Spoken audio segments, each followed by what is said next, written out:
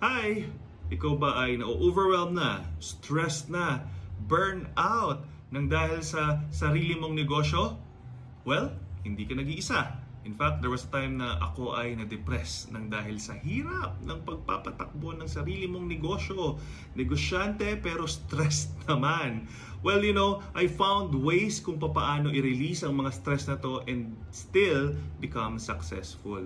I have a program and I'm happy to share with you na itong The Joyful Entrepreneur ay para sa ating mga negosyante. Just being with me for a few hours over an online workshop, you get to learn these powerful strategies. It's really time to let those stresses out of our system. Sa August 13 na ito, 6:30 p.m., I'm so excited lalo na sa part ng sound bath healing. It's time for that. So join me, mag-register na.